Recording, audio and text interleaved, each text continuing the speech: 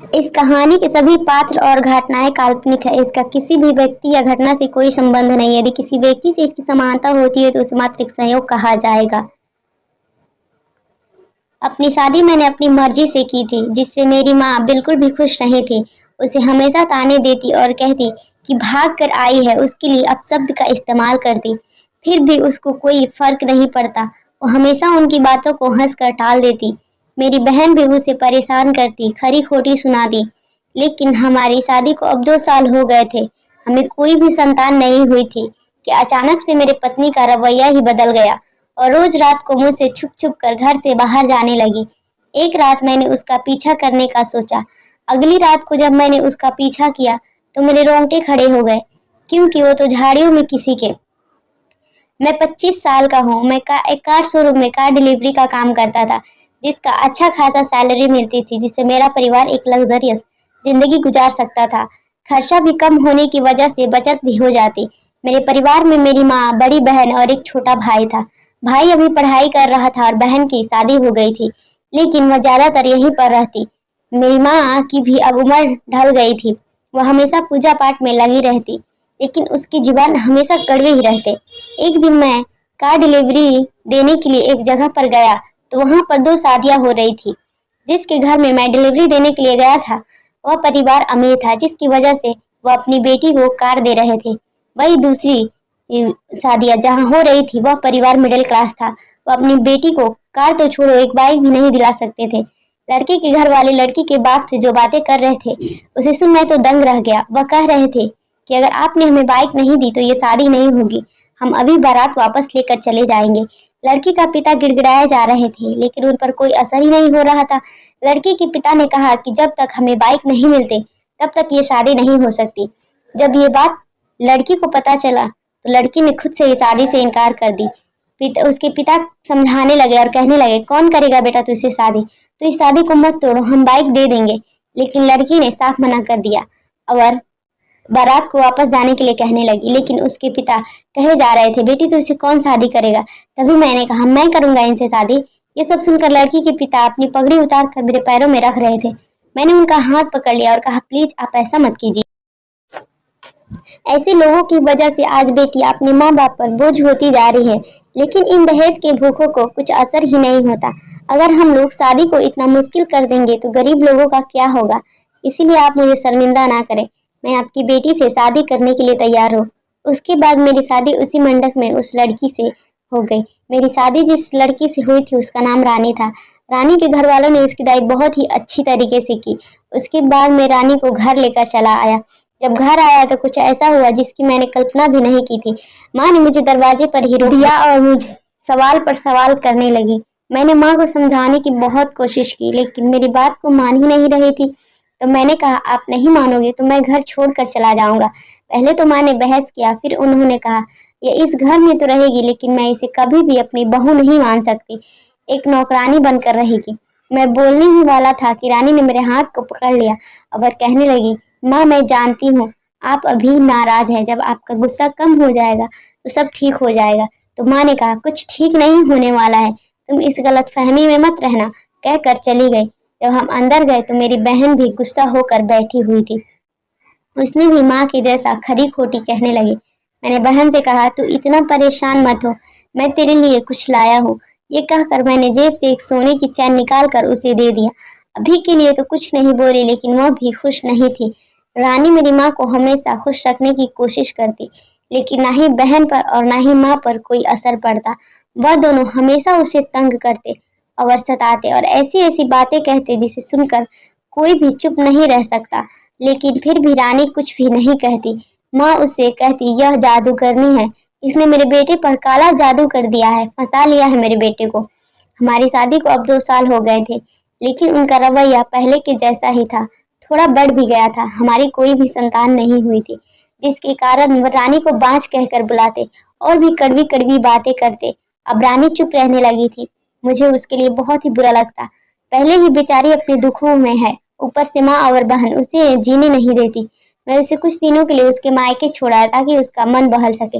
मैं सोचता मेरी माँ और बहन कितनी निर्दयी है, जो कभी भी रानी को चैन से रहने नहीं देती। जब मैं वापस रानी को घर लेकर आ गया, जब रानी घर आई तो बदली बदली सी लग रही थी। शाम को जब मैं ऑफिस से आया तो रानी अपनी सारा काम निपटा चुकी थी और कमरे को अंदर से बंद कर दिया था। मैं जैसे ही दरवाजा बजाया तो थोड़ी देर बाद दरवाजा खुला तो मैंने पूछा कि क्या हुआ, तो कुछ नहीं बोली। जब मैं फ्रेश होकर आया तो उसने मुझे खाना खिलाया और मुझसे पहले ही सो गई। मुझे लगा वह थक गई है इसीलिए सो गई। मैं भी सो गया। अगली सुबह जब उठा तो मेरी माँ ने मुझे कुछ ऐसा कहा जिस पर मैं यकीन ही नहीं कर पा रहा था। मुझे लग रहा था माँ तो हमेशा उसके खिलाफ बोलती है, इसीलिए मैंने ध्यान नहीं दिया। जब मैं रानी को देखा तो मैं दंग रह गया और वह बहुत ही खुश लग रही थी। किसी की बातों का उस पर असर ही नहीं हो रहा था। यह देखकर मुझे भी खुशी हुई। ऐसे ही माँ मुझे अगले दिन भी कही, लेकिन मैंने माँ को चुप कर दिया। लेकिन रानी फिर से दरवाजा बंद की हुई थी। मैं हैरान हो गया। मैंने दरवाजे को खटखटाया तो रानी थोड़ी देर बाद दरवाजा खोले। मैंने उससे पूछा तो आज भी उसने कुछ जवाब नहीं दिया। जब मैं फ्रेश होकर आया तो उसने खाना लगा दिया। मैं खाना खाकर कुछ देर आंगन में टहल रहा था तो वह जाकर सो गई। यह देख मैं सोच में पड़ गया कि रानी रोज रोज क्या करती है जो इतनी थक जाती है। मैंने उसे पूछने की भी कोशिश की कि उसे कुछ हुआ है। उसने मुझे कुछ भी नहीं बताया और सो गई। मुझे माँ की बात बार बार याद आती। इसी कसमकस में मुझे रात भर नींद नहीं आई। जब रात के 12 बज रहे थे तो रानी उठी और एक थाली में पूजा की सामान सजाकर घर से बाहर निकल गई। यह देखकर मैं दंग रह गया। माँ ने मुझे बार बार कहा था कि रानी रात को 12 बजे रोज बाहर जाती है, लेकिन मैंने माँ की बातों को नहीं सुनी और आज जब मैंने अपनी आंखों से देखा तो मुझे यकीन ही नहीं हो रहा था। मैं इसी सोच में घर में इधर से उधर घूमने लगा और पूरे 1.5 घंटे बाद रानी घर वापस आई तो मुझे जगा हुआ देखकर वह सकपका गई। उसे देखकर मैं हैरत में पड़ गया। उसके बाल बिखरे हुए थे, कपड़ों में मिट्टी लगी हुई थी, वह थकी हुई भी लग रही थी। उसने मुझे कहा, आप जगे हुए हैं? मैंने उससे पूछा, इतनी रात को तुम कहाँ गई थी? उसने मुझे बताया कि मैं पूजा करने के लिए गई थी। मैंने कहा, इतनी रात को कोई पूजा करने जाता है? उसने कहा, मैं गई थी। मैंने पूछा, कब से जा रही हो? उसने कहा, आज ही गई थी। ये सुनकर तो मैं सन्न रह गया। माँ बता रही थी 2-3 दिन से जा रही है और रानी कह रही थी कि आज ही गई थी। मैंने कुछ भी नहीं कहा और सो गया। अगले दिन रानी ने बिल्कुल ही वैसे ही किया।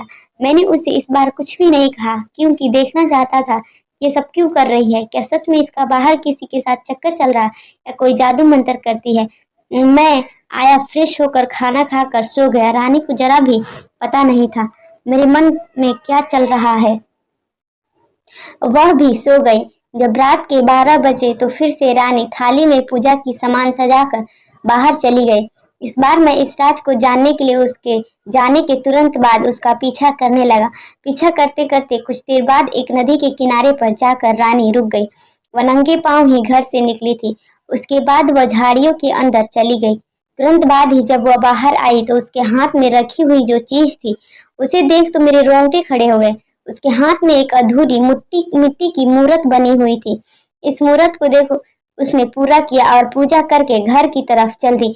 मूर्ति को बनाने से उसके कपड़ों में मिट्टी लग गई थी। यह देखकर मैं खुद पर ही शर्मिंदा हो रहा था कि मैंने रानी पर शक किया और माँ की बातों में आकर उसको गलत समझा। ये सोचकर मुझे बहुत ही बुरा लग रहा था।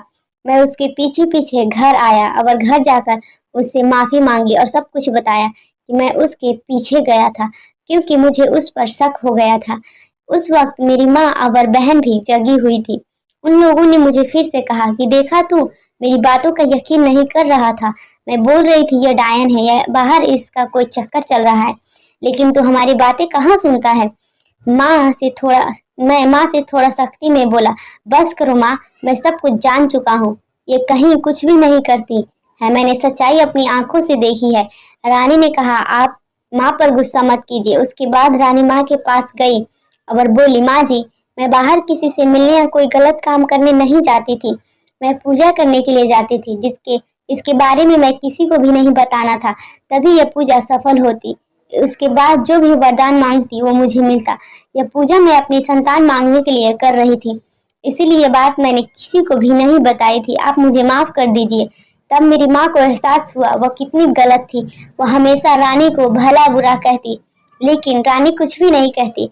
आज मेरी माँ का मन बदल ही गया और उसने रानी को अपना लिया और कहा, बहू मुझे माफ कर दे, मैं अंधी हो गई थी। मैं तुझ पर इतना जुल्म किया लेकिन तुमने उफ तक नहीं की।